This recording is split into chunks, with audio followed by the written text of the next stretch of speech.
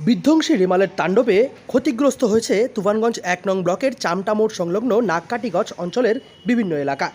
স্থানীয়দের বক্তব্য অনুযায়ী রাত আনুমানিক 2:30 নাগাদ বজ্রবিদ্যুৎ সহ বৃষ্টিপাত শুরু হয়। আর এই ঘটনায় এলাকার বহু গাছ ভেঙে পড়ে এবং বেশ কিছু বাড়ি ক্ষতিগ্রস্ত হয়েছে। ঘটনায় ব্যাপক চাঞ্চল্য ছড়িয়েছে গোটা এলাকা জুড়ে। তবে এখনও পর্যন্ত ক্ষতিগ্রস্ত বাড়িগুলি মেরামতি করা সম্ভব হয়ে ওঠেনি। ঝড়টা হয়েছে মানে ক্ষতিগ্রস্ত কম আর বেশি সবারই হয়েছে, আচ্ছা, কিন্তু আমাদের এই লাইনটা প্রচন্ড হয়েছে।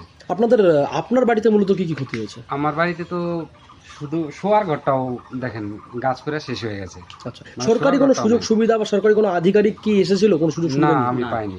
কোনো ত্রিপাল বা কোনো ইয়ে না না কিছু পাননি? না, তো বর্তমান সময়ে এই জিনিসগুলো ঠিক করছেন বা মেরামতি করছেন কিভাবে? নিজেই আমার বোনের জামাই আসছে, ইনি সাহায্য করতেছে যে আসো হাত মানে নিজেরাই মিলে নিজেরাই মিলে করছেন? সবকিছু করতেছে। বর্তমান সময়ে আবারও আকাশে কালো মেঘ দেখা দেওয়ায় আতঙ্ক তৈরি হয়েছে এলাকার স্থানীয় মানুষদের মধ্যে। ঝড়ে ক্ষতিগ্রস্ত স্থানীয় বাসিন্দারা ঝড়ের দাপটে একাধিক বাড়ির চাল ভেঙে পড়ার কারণে আতঙ্কিত হয়ে রয়েছেন বর্তমান সময়ে। তবে এখনও পর্যন্ত সরকারি কোনো সুযোগ সুবিধা এসে তাদের কাছে পৌঁছয়নি। তাই বর্তমান সময় তাদের এক প্রকার নিজেদের উদ্যোগেই এই সমস্ত বাড়ি মেরামতি করতে হচ্ছে। তবে এখনও পর্যন্ত বহু বাড়ির চালের ওপর দেখতে পাওয়া যাচ্ছে গাছের ডাল ভেঙে পড়ে রয়েছে। এই রাত্রে তখন 1:45 কি 2টা হবে, এরকম টাইমে প্রথমে হাওয়া উঠলো, তারপরে অল্প বৃষ্টি, তারপরে বাতাসটা অনেকটা বেড়ে গেল, প্রচণ্ড বাতাস, বিদ্যুৎ, বৃষ্টি তো হচ্ছেই।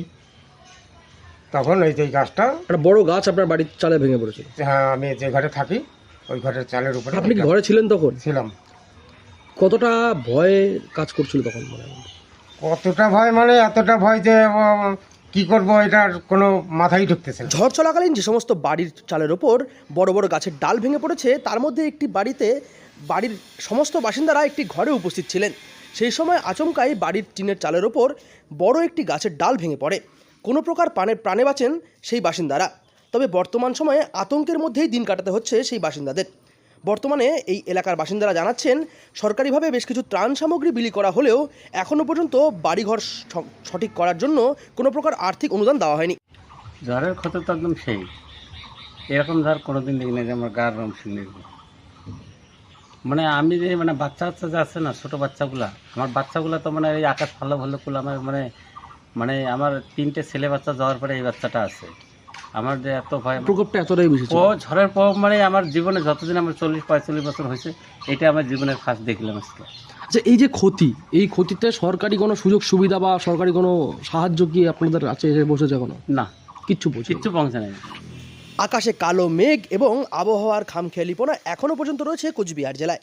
কোচবিহার থেকে সার্থক পণ্ডিতের রিপোর্ট, লোকাল 18 বাংলা।